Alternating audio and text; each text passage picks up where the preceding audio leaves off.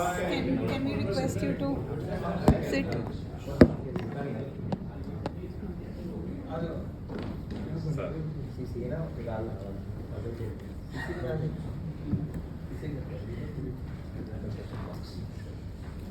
Good evening, everyone. I'll introduce myself again, Vikrant Gupta, the strategy chair of CC3. Let me introduce the young dynamic Kush Gupta. He has done his schooling from Modern Barakhamba, and then he is graduated from Hansraj, and then he went to London King's College for doing the course in the financial management. And he is a first generation entrepreneur, and he and his brother started up this SKG investment advisory, and they are currently handling portfolio of more than 9,000 crore rupees, and they manage from IPOs to listing the companies, and from equity dilutions to wealth management, all that. So let me introduce you, Kush Gupta. Thank you, Vikrant. Good evening, guys. First of all, we're not managing 9,000 crores. But thank you. We hopefully will get there. That's a direction that he has given to you. So you've given me a lot of ego boost just before starting the presentation. Yeah. So thank you for giving me this opportunity. I have had the pleasure of getting to know you guys in past 3-4 months since I've been part of CC, and today I'm going to be talking about my company, and it's called SKG. This was started by me and my brothers in 2005, and we stepped away from traditional businesses of my father's and my grandfather's traditional business to start a stockbroking company. And over a period of time, we've graduated from being a stockbroking company to a full-fledged financial services company. We have 3 verticals. The company is primarily divided. This is the structure of the whole company. We have an NBFC by the name of Madhuri Holdings. Don't judge me on the name. We bought it. Somebody else kept the name. So we're into corporate lending and margin funding. Corporate lending is a very small part of what we don't do it anymore very actively. Margin funding is when somebody wants to invest in stock markets, so we provide additional funding to them. I'll leave the middle one right now. The third one is a alpha broking membership with NSE, wherein it's a different sort of a membership. It's not a regular membership. This is where we put our own money and we finance arbitrageurs, we finance option traders, and we run our own prop desk. So this is not client facing, this is something we do for ourselves. And the main bread and butter, also to speak, the oldest business is the investment and advisory business. It is divided into 2 verticals. The first one is wealth management, wherein we manage portfolios for HNI investors and family offices. The second one is corporate advisory, where we list companies on stock exchange, where we handhold already listed companies on stock exchange, and we make sure that judicial value is provided to their stock price, and there are institutional investors looking at these companies and these great businesses. Over a period of time, we have, as we all know, the importance of having the right people in your company. We're lucky we have a very good team with us, very experienced team with us. On top is Mr. Asim Khan. He has 20-year plus experience in wealth management. He's an ex-Kotak guy. Then we have a qualified chartered accountant, Mr. Vipin Agrawal. He assists us in looking at balance sheets and when we're listing companies on the stock exchange. So his inputs are extremely valuable then. And then so on and so forth. Everybody has a different role. On a side note, I was just discussing with somebody, we also have an NGO which undertakes government welfare projects. That's a separate sort of a side business that we have, and it's being handled, it's based out of Telangana, and it's being handled by Jyoti, who's very dynamic. Talking about the main core business, taking you through some numbers, like I already said, we're an 18-year-old company now. And in 2020, we were awarded as top 10 wealth management consultants by Consultants Review magazine. In terms of private wealth, we're managing 500 crores, approximately 500 crores. These are individual families and their own personal portfolios. I think that Vikrant got the number from 9,000 or something else. The corporate advisory, which is where we advise listed companies on the stock exchange, their combined market cap currently stands at about 9,000 crores. we're very bullish on this. I will be talking in great detail about this and how we got here and with some case studies. To discuss some of the achievements that we have managed to, some of the milestones that we managed to reach in past 17, 18 years. In our corporate advisory business, we've been associated with 16 companies over past 7 years, and these are just some of them. So as you can see, the blue bar is where we entered the company, the stock price where we entered the company, where we came in as principal investors and advisors to them, where we realized that the stock value of the company was not judicially showing the potential growth of the company. And BLS International is an IT services company. They provide visas, and currently the stock price is 320, which we've seen a growth of 400%. Our the best, I would say, the poster boy for us is another steel company called Rama Steel, which has seen a growth of 900%, and so on and so forth. There have been some failures as well. We've learned over a period of time, and failures have been, as you can see, very catastrophic, completely wiped out. So, but there were reasons behind it. We were associated with a transport company, and they just couldn't cope up with the demonetization change. So that really affected their business, and eventually led to its shutdown. There was a real estate player called Pushpanjali Realms, and they had invested a lot of money in one big project which was supposed to be their, make or break project, but it broke, so they couldn't survive that. But otherwise, very exciting. We just collaborated with two companies now. One is IM Plus Capital, which we started in 2022, and 2021 is Kamdhenu TMT Pipes. I'm pretty sure a lot of you guys must have heard about it. So their journey has just started, and we're hoping that that journey will go on and become the next, other companies. We've been covered extensively by business newspapers, the activities that we've done, the value that we've created for clients. So, for example, we got Nomura Securities. It's a very big, prestigious financial institution. We got them to invest in BLS, which was a deal worth 27 crores.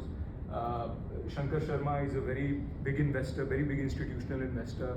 So we have very close relationships with them. So whenever we're representing a company, we have a very good, we have a very solid ear that will listen to us. So we've cracked a couple of deals with them. And we also, in the advisory part, we also tell companies how to reshape themselves in order to get the maximum value out of the stock market. So one of the examples was when we got associated with Kamdhenu. They had a paint business that was a loss-making business, and their TMT pipe business, Sariya banate hain, and which was the core business, was a very profitable business.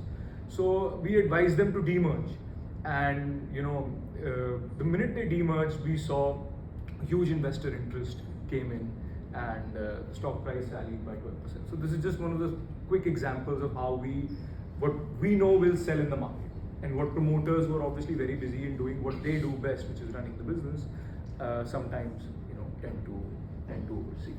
So this was just a brief of what we've done, what we've managed to achieve. Now, next, I would to go deeper into how we do things, what we think while we are either managing your personal wealth or your company's wealth. First, I would like to talk about wealth management, which is the first vertical, which is we started much before we got into capital and corporate advisory. So, wealth management is a journey that we came upon. We were traditionally stockbrokers, and how every industry changes, we realized that there was not enough revenue to be generated, honestly, by just providing your license to a client ki aao aap trade karo hamare platform pe. So we got into advisory, and the more we got into it, we realized that investors are, I won't say misinformed, but everybody's perception about investments is very, very different. A lot of times we have a very binary view of how to make investments. So I'll tell you a funny story. I met this uncle of mine. He's a very big cricket fan. So we were sitting over drinks, and we were like, "To uncle, kya kar rahe ho aajkal? Kahan invest kar rahe ho? This, that." So, and he bets on cricket, IPL, YPL, everything full on every day. So he's like, "Yeah, these days I'm investing in, I bought unlisted shares of a cricket club, IPL club." So I was very shocked. First of all, I didn't know unlisted shares of IPL clubs are also available for sale. Chennai So I Super said, Kings. अच्छा हाँ. So I said, अच्छा किसका? He said, यार Chennai super Kings. Uncle क्यों खरीद रहे हो? Unlisted है, आज तक कोई क्लब लिस्ट हुआ है? यूएस में तो हुआ नहीं, लंदन में हुआ नहीं, इंडिया में कहाँ से हो जाएगा? अरे नहीं यार, will go up, I'm telling you, will go up. चलो ठीक है. अच्छा, why are you investing in it? You must have a reason. She said, यार धोनी बहुत फॉर्म में है आज. So I said, okay, chalo. That conversation ended there. I met him after a couple of years. So I said, what happened, uncle? How was your investment? Did you manage to exit? Because list तो हुई नहीं Chennai Super King.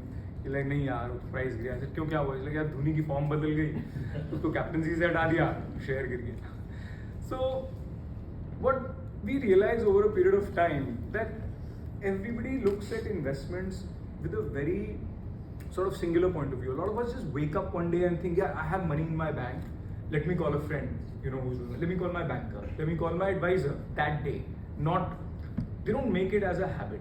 But whereas if you look anywhere, almost anywhere, all the big guys who've created exponential wealth, they have only created by either consistently buying equity in good businesses or they manage to sell their own equity in their own existing business. And that is where exponential wealth was created. If you look at Warren Buffett, he invested in Coke, he invested in Apple, he invested in American Express, he invested in Heinz Kraft. If you hear names like Junjunwala, these guys just don't wake up one day and say, listen, let me try and do investments too. There's a lot of hit and trial, there's a lot of, they are in the ecosystem of investments. And what we provide to our clients is to make sure that they are in that ecosystem. Where Chennai Super Kings could have been a very good investment. I'm not saying it would have been a completely bad investment. But what we try and do is to make sure that our clients are in the playing field all the time. It's not that they just get up and one day and start investing. They can start small. You can start small, you can start as per your appetite. But the idea is to stay in the game. The idea is to know what are great business. The idea is to be able to get the ability to understand a good business. Only then you will be able to invest in it. And just like anything else, the more you do it, the better you get at it. The more you do it, you'll fall one day, you'll wake up, you'll lose money, you'll make money, but then you'll understand better. Why these guys have become so good now is because they have been continuously doing it. Peter Thiel invested, I think, $500,000 in Facebook in 2004, which is not a very big amount of money. I think in 2004 it was probably like 2 crores or 1.75 crores. And he exited at $1 billion when he exited. But it's not that one day he woke up and said, yeah, let me go find my Facebook. Before that he invested in PayPal, which was again a very big hit. Before that he invested in NASPAR, which was again a very big hit. So what we do at SKG is we bring our clients into that ecosystem. It could be real estate, it could be insurance, it could be private equity, it could be equities, it could be MLDs, it could be a plethora of products. But when we get associated with a client, we make sure the clock is ticking, and it's always ticking. That part of their life, the investment cycle part of their life, just doesn't wake up in January and then shuts down, and then wakes up in June and then shuts down. So that is what we do as a daily process. And just like any consultant, any advisor that you go to, everybody has a thesis, everybody has a vision. Like I attended Kaustubh's presentation at CC1, and I realized that his vision was very clear. He would put quality material in his real estate development, right? There are low-cost housing people who don't put quality material, and they're also doing just fine. So what our thesis is that we look at the 3 most indisputable factors in anybody's life. We find that we look at 3 most indisputable factors. One is age. You're never going to stop aging, obviously. Second is money. You always need money. And third most important factor is time. Imagine when you wake up and how many things you do that you have to do, and how many things you do because you want to do. And you will realize that there are more things in life that you have to do, and there are less things in life that you want to do. So what our agenda is to create an investment vehicle for you, so you get the biggest luxury, which is time. So then there is a machinery working for you, which is making money for you. So you don't have to get up one day and start running कि यार मेरे को आज यहाँ जाना है, यहाँ order नहीं पहुँचा, आज बिलासपुर चौक जाना है, ये करना है, वो करना है. There is a parallel machinery running for you that will take you from here and take you all the way over there.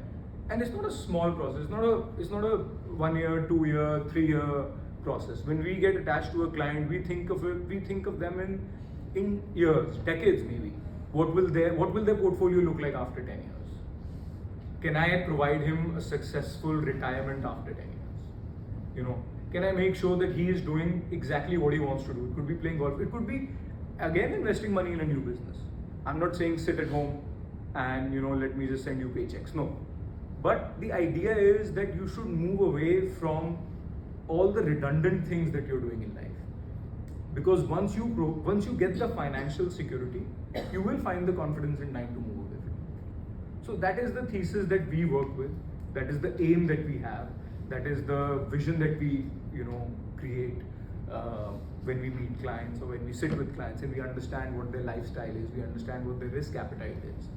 And moving on, how we do it is, again, if I go back to the first example that I took, we don't do it in an independent way that you get up and you start just investing. What we always advocate is that everybody should think of investments as a little mini business in itself.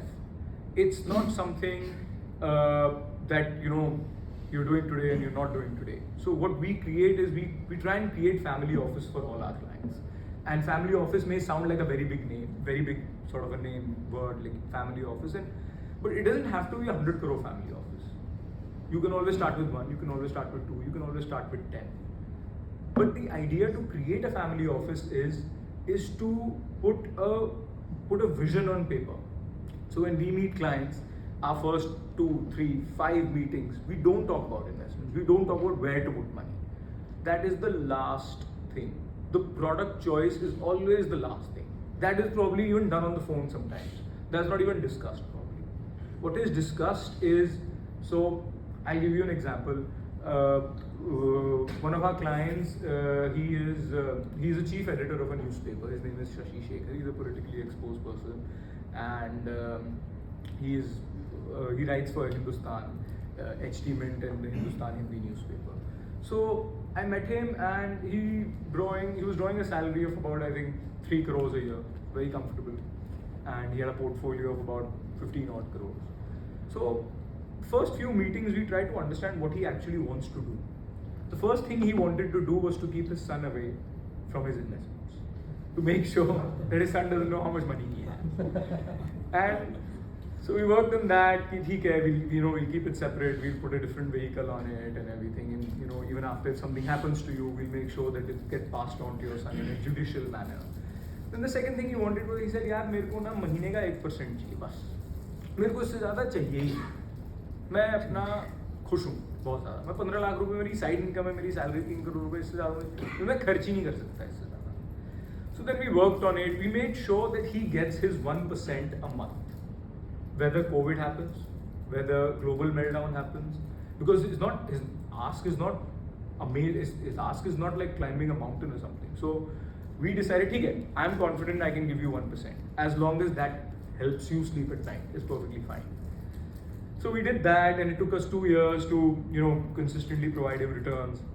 And then over a period of time, he reached 20 CR, and we started getting this thing. So then one day he sat and said, okay, this is my portfolio. That is there for me. I want to create a new portfolio now, in which I want to include my son in it. And that portfolio, we can have a very risky portfolio. You can invest in startups, you can invest in Bitcoin, you can invest in. So then now we are working with him on the second portfolio, which is his, holiday money or whatever he wants to call it, because he's already secured his present and as well as future.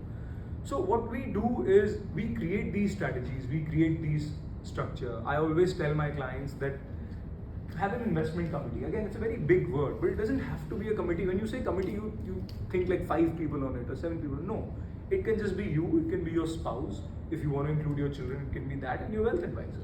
But the idea is to sit down and understand what is acceptable to us, what risk is acceptable to us, how far are we willing to go to make money. And each one of you obviously have big businesses, you're handling large numbers. What amounts can you take out of your business that will not hurt your business? Can you take out 1 crore? Can you take out 10 lakhs? Can you take out 5 crores? And that comfortable amount should be put in a completely different box and be dealt with it as if it is a separate. And that grows, and eventually becomes a separate money-making gig. And over a period of time, you will realize that you don't need to work to earn at least that much money anymore. It's happening by itself. It's happening for itself.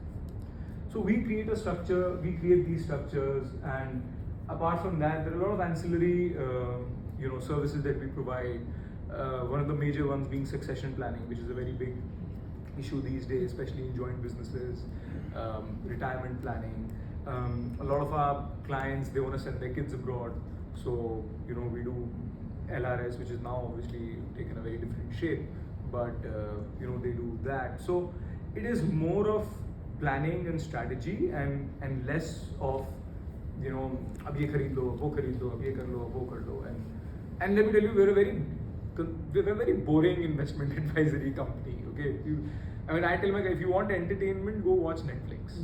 Okay, stock market is not the place for you to be in because it's serious money and it's harder. So this is the vision that we start with, and this is how we create structures, and this is the wealth management part, that we do.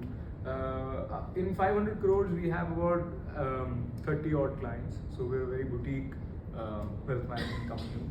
Our focus is to become CFOs to our clients.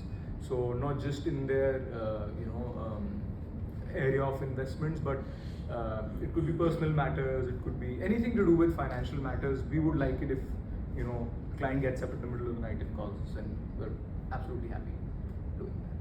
So this was the first vertical of our business. The second one is capital and corporate advisory. This started in 2015. So in 2015, SEBI came up with rules they formed a small and medium enterprises exchange, SME exchange, wherein they made it easy for companies to get listed on the stock exchange. And you didn't have to show a lot of profitability. If the books were right, you can just list your companies within 3 months, no hassles. So we started with a merchant banking license, and we listed in a span of 18 months or 2 years or so, we listed about 14 companies on the stock exchange. And while we were doing that, when we were listing these companies on the stock exchange, we realized a lot of times the promoters have a very narrow vision from all of this. So if somebody has come up with an IPO of 30 crores, valued his company at 100, 120 crores, come up with an IPO of 30 crores, he takes that 30 crores and he goes home.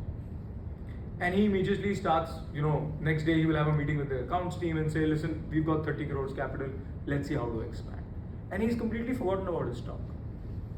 He or she does not have the vision that 120 crores worth of your company tomorrow can become 1,000, 2,000, 5,000. And there are plenty of examples that will completely shock you. You must have seen Astral Pipes ad aata hai, Salman Khan hai brand ambassador. That company started with its listing where the total value of the company was 150 crores. Today that company is valued at 38,000 crores. These are Indian companies that a lot of people have never even heard about. APL Apollo, again a pipe company, started at about 1,000 crores. Today it's 33,000 crores. It's immense value that has been created. Because some of these promoters realize that if we're earning 1 rupee out there in the world, there is somebody who's willing to give me 20 bucks. So what we do is essentially take these companies, businesses that we believe in, that we become principal investors in, where we see a company can exponentially grow. And what our job is very plain and simple. We want to make sure that your market cap reflects the true correct value of your business, of your current business and your future business. That's it. We want that if you guys have a good business, a credible business, that then your stock price should scream, not just say, should scream that you have a good business. And it should be overvalued. Why not? Always be overvalued. Because if you're overvalued, you keep getting overvalued, then you're always getting validated. And there are plenty of guys who are willing to put money. Why not? Because you will keep growing and you will always find investors. And that is something that was initially, when we would pitch to a few promoters, they would be like, "नहीं यार ऐसे कैसे हो जाएगा यार? क्या 100 crore रुपए 1000 crore कैसे बन जाएंगे?"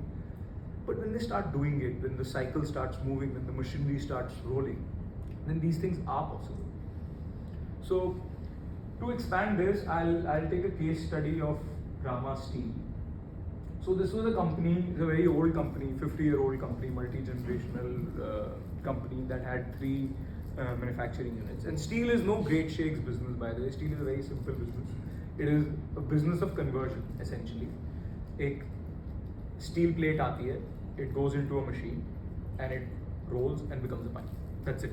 There is no there's not a lot of brains involved in it and everything. It's a very low margin business. So the question is, how do you show growth in a steel company? There's no technological, invention in it and everything. So again, the promoter came up with the IPO, took his money, went home, and then we realized that they had an excellent distribution supply chain. Their supply chain and distribution was very, very good as opposed to other steel companies. So we started looking deep diving into it, and the result then, once we started getting in, we started getting investors in, the company got money and it expanded. And over a period of time, the market cap that started from 90 crores is now close to 1500 crores. The revenue has tripled, net profit has tripled. And the biggest change that we were able to make was that the number of shareholders of the company, there were only 4,000 in 2018. Now, if you're a listed company on the stock exchange and there are only 4,000 shareholders, that means that if somebody is interested in buying stock of your company, by the time he picks up a block of by the time he invests just 10 lakh rupees, your share price will shoot up. It'll probably go up by 5%. And what's worse, when somebody wants to sell, it'll just keep plummeting down. So the first thing we did was to make sure that the company gets breadth.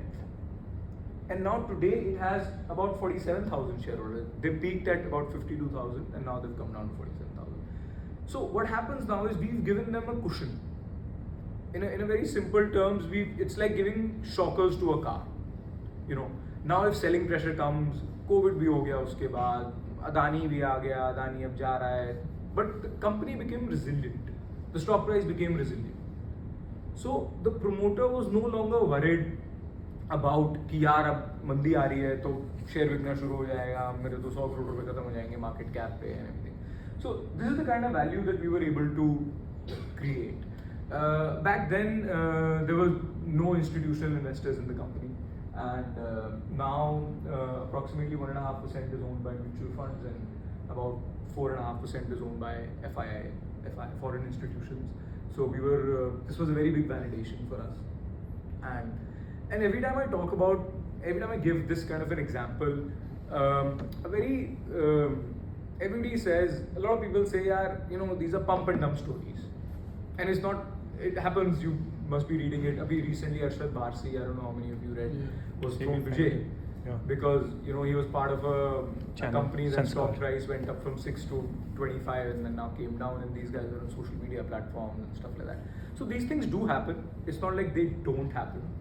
So, but if you understand how it works, how a stock price's journey moves, you will realize that these pump and dump stories are easy to do if you're looking at a 3-month horizon, nearly impossible to do if you're looking at a 1-year horizon to sustain. And if there is an institution that has invested money in you, that means you are validated beyond any sort of a collusion or whatever you're trying to do. So we make sure that whichever company we are being associated with, it does not have a 5-month, 6-month, 7-month, it has a 5-year plan. And through that plan, if you take Rama Steels again, this example. In March 21, the stock price was about $50 and we were trying to shake things up. We expanded their Africa business. It's one of the very few companies that has managed to go out to Africa, set up a plant, and in Africa they get a margin of about 7 to 8%, whereas in India you get a margin of about 3% steel. So that provided a lot of that provided a lot of cash flow to the company, which went up. And so it was not a small journey. In 2021, when the stock price hit 22.25, we managed to get Motilal Oswal to look at it. And once they were convinced, they covered it in the institutional coverage.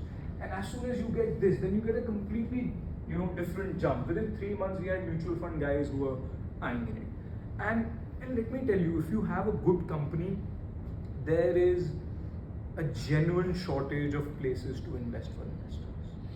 आप अभी कभी अपनी mutual fund statement खोल के देखना और उसमें top holding देखना. हर म्यूचुअल फंड में HDFC, रिलायंस, टाटा, सन फार्मा, ये 10 कंपनी आपको हर जगह मिलेंगी. Because when we speak to the fund managers, they're like, we have excess money. There are funds that have stopped inflows because they cannot handle the kind of money that is coming in from Indian investors, and that will only grow.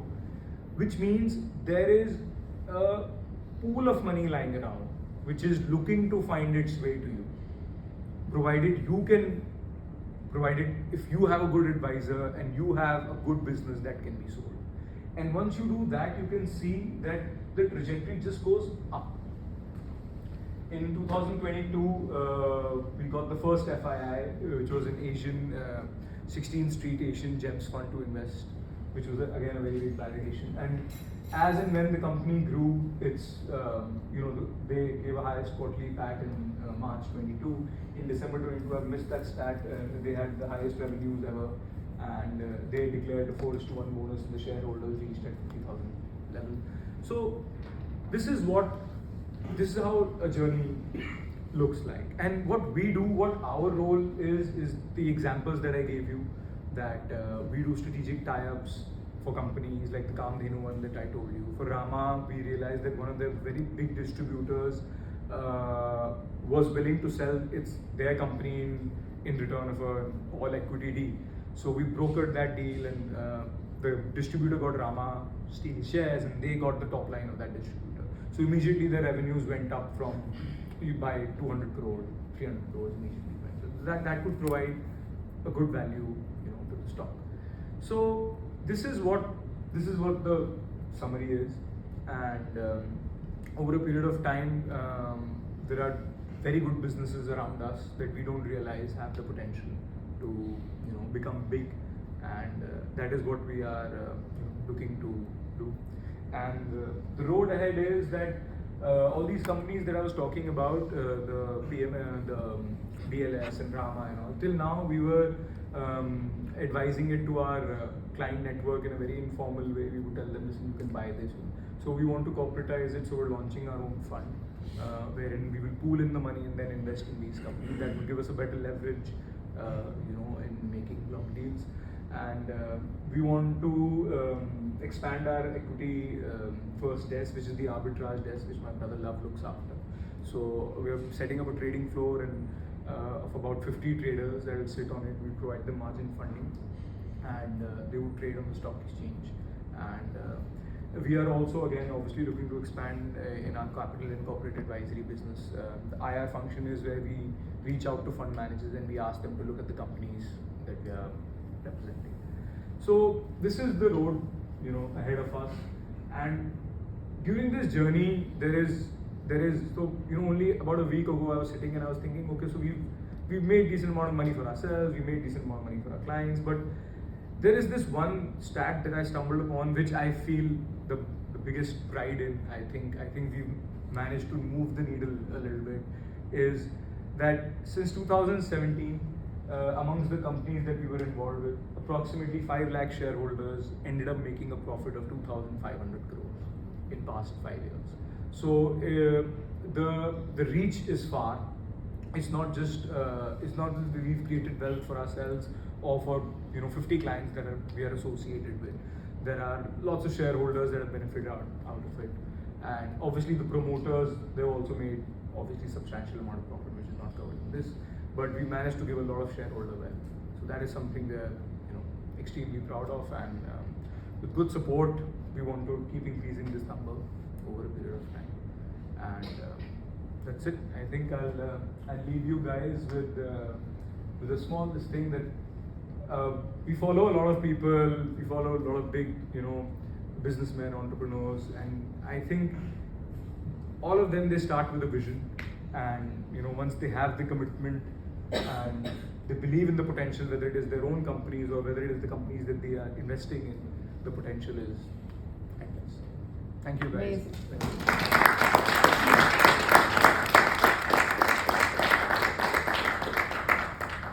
Feel free to ask any questions.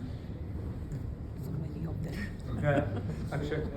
You spoke about a couple of success stories. Rama Steel being one of them, and actually I also invested in Rama Steel and recently.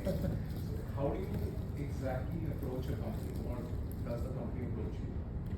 So how do we approach? So see, mainly it is when we get associated with a company. The first and the foremost important thing is that our vision and the promoter's vision should be very, entwined. We should, because we're going to see ups and downs.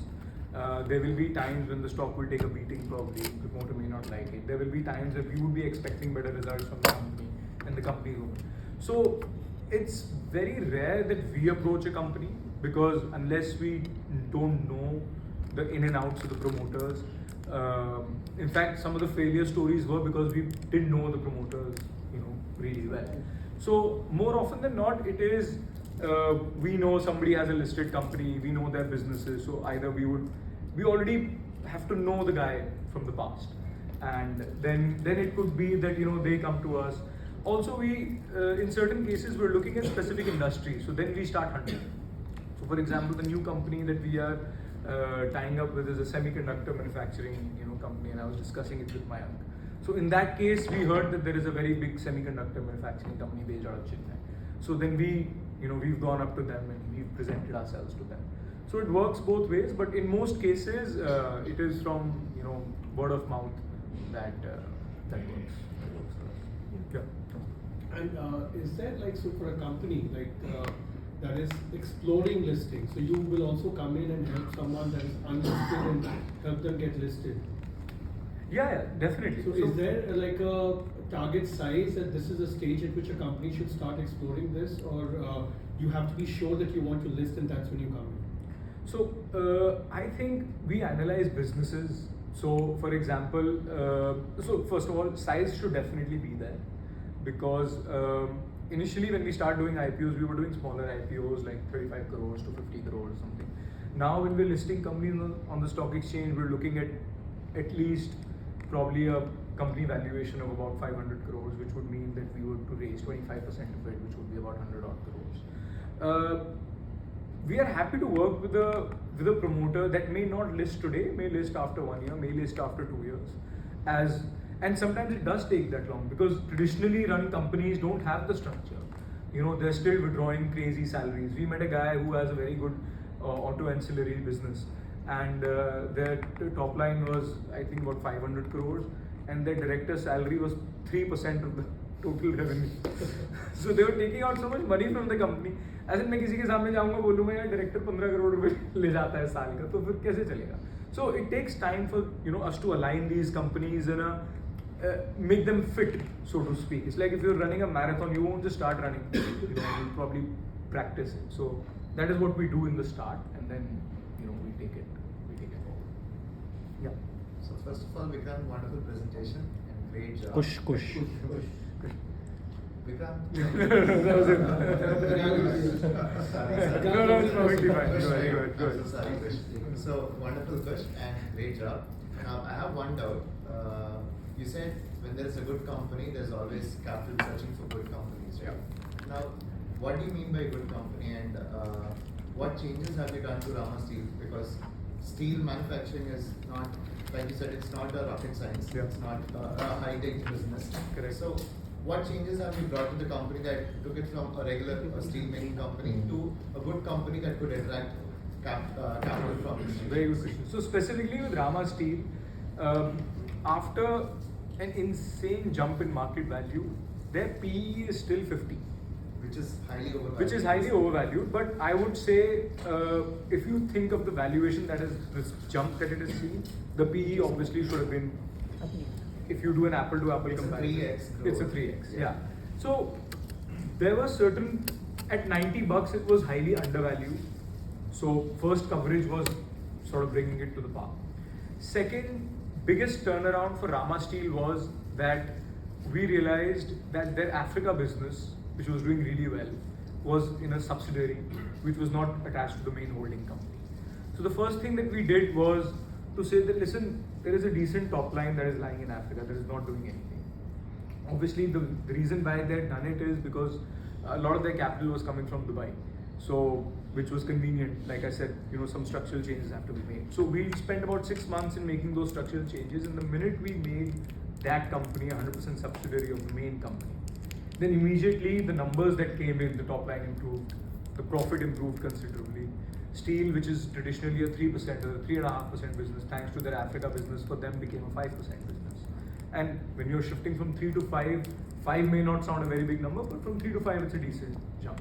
So that was one of the changes that we did. Second was the first money that came into the company, which came from us and our HNI investors, we told them to open up two additional manufacturing units.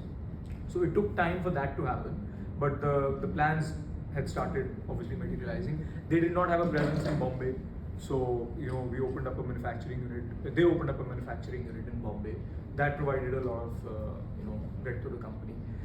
We also did a deal with them. So Modi government came up with a scheme. I don't know how many of you, Har Ghar Nal Jal scheme, right? Jal Yojana. So these are the kind of arbit things that we collect, and then we will. So Har Ghar Nal Yojana was that every house should get water.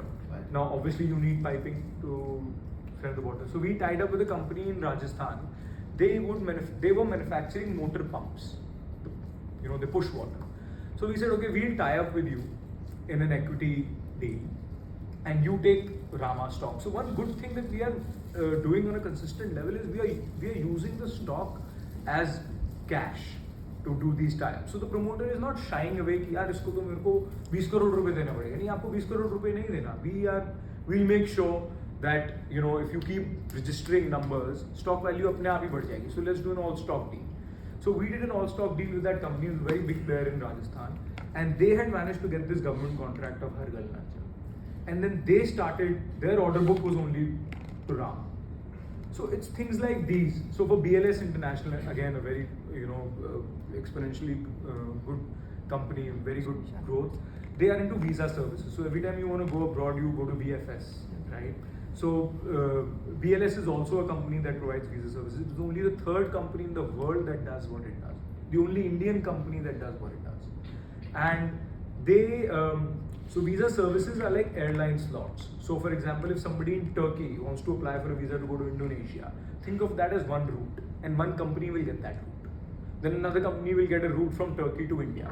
So VFS operates in 66 countries, and what we did for them is we realized once we got into it, so we started actively working on their BD. How do we give them good business? So we had a diplomat who was working out of Indonesia, who was representing the Turkish consulate in Indonesia. So we got them a contract between Turkey and Indonesia. So that added, top line to them. They bought a company, they bought a company in all cash deal for about, I think, 110 crores. They bought a company, I'm forgetting the name, it starts with Z. That company does last mile connectivity for SBI. Whenever SBI wants to open up an account or provide cards and stuff like that. So they acquired that company in a 110 crore all cash deal, and they needed cash at that time. So we came up with a preference share, and we made sure investors looked at it and subscribed. So then and there they could negotiate a better deal and close that company, and that company had a huge profit margin and added to their top line. So this is how. Any structural or governance related changes that you've brought into the company? Because generally promoter driven companies, traditionally run companies, we don't have outside advisors or board, right? Yeah. But typically one of the prerequisites for companies going IPO is they look at the governance. Yeah. Who are your advisors or board? what kind of changes have you brought into that? So when it Manideep comes Kosh, to- if we can take this question, maybe we can have one or two questions from the board, and Sure, you sure. can have a discussion Okay. afterwards. I'll pick you up. I think we are already over time. हाँ, श्याम भाई. कामधेनु के लिए what are you doing for Kaamdhenu? Can you So Kaamdhenu is they have 85 factories across India, and it's a there are 3-4 brothers in Agrawal family, and so what we did for them is when we saw the business model it's a great business model. They only own one factory, and all the 84 factories are actually outsourced. So it's a great business model, and we were just wondering why it's not doing so well. And so we invested initially in that company. And so when we invest, obviously the promoter also has a fiduciary responsibility, sort of a this thing to seek our opinion. And the first thing we did was to demerge the paints business. So and now the paints business is another listed company in itself. It's a loss-making company right now, but we plan to this thing. So we're doing investor relations for them. We're getting companies to look at it. Shankar Sharma has also invested in Kaamdhenu now. Naman Jain. No. Yeah. One last question. Push on behalf of everyone, what's the minimum ticket size for the wealth management? So wealth management, see we look at we would like a client that who has investable funds up to 5 crores. That is our sweet spot, and we know that it's not going to start on day one. The biggest client I have, we are managing 70 crores for him, only in financial, not in real estate. And that client started with a check of 25 lakhs. So, it's a, when we know that there is potential to go bigger, then, we're happy to start small. But our sweet spot would be, to manage at least 5 crores. how are your services different, in pertaining to wealth management? Mm-hmm. How is it different from the services which are being provided by the bankers? Okay, so Because they're also, good question. I think the first is product offering. Not trying to trash the RMs that come to you. I think we've all experienced them extensively. But first and foremost would be the product offering. I feel they are very constrained as to what they have to sell that month. It's actually flavor of the month today in their meetings. And second biggest thing is when I give you the example of how we become CFOs. So very quick story. I got a phone call at 12 o'clock in the night from one of my clients. He said, "Yaar, my daughter is dating somebody, and I think that guy's after my money. So we should do something about it." So, 12 baje aapko matlab ye kya? Like, we went for dinner and I just cannot, look him in the eye. So let's, come in the morning and we'll do something about it. So we created a trust structure for them.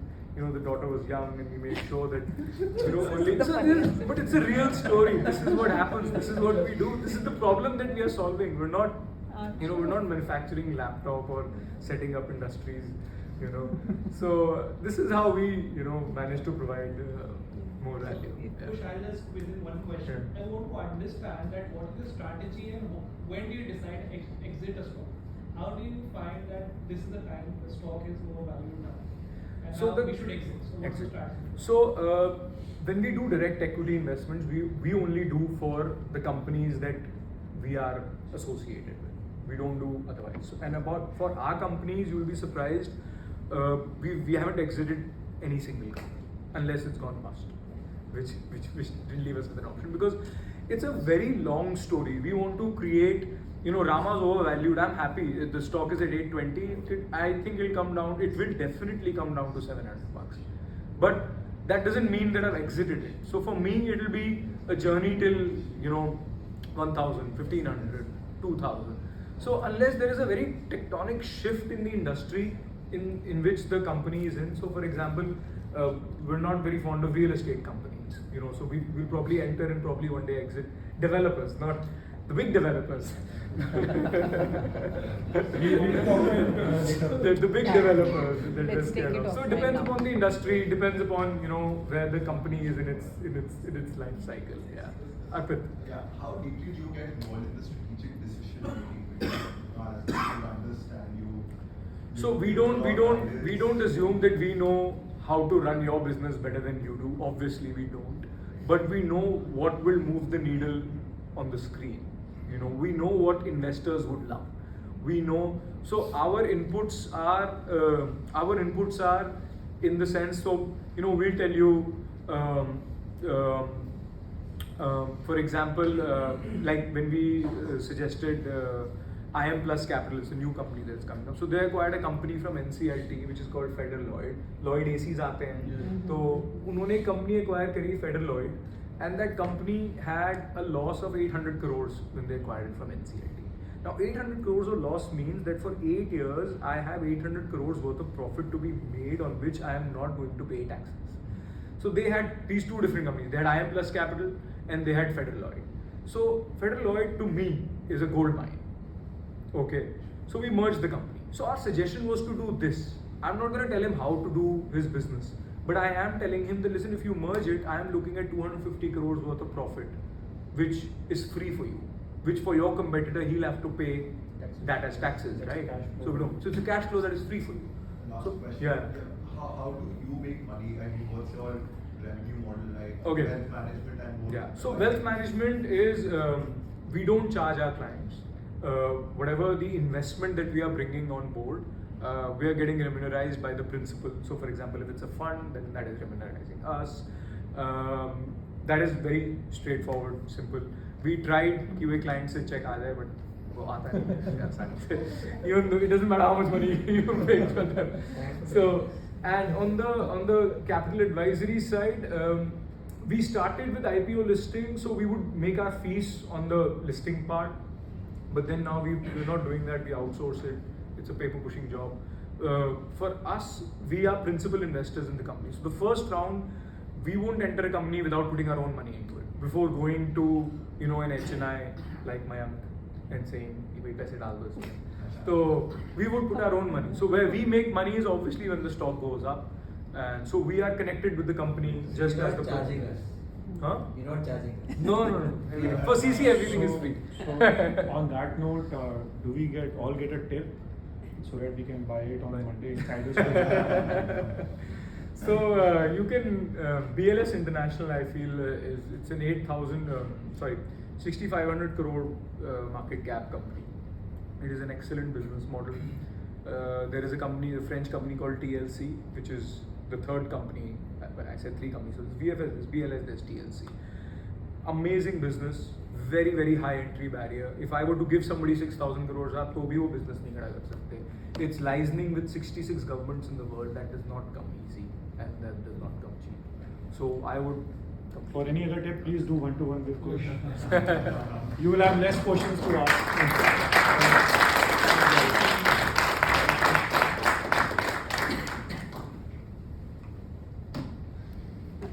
Quickly moving towards the end of the meeting.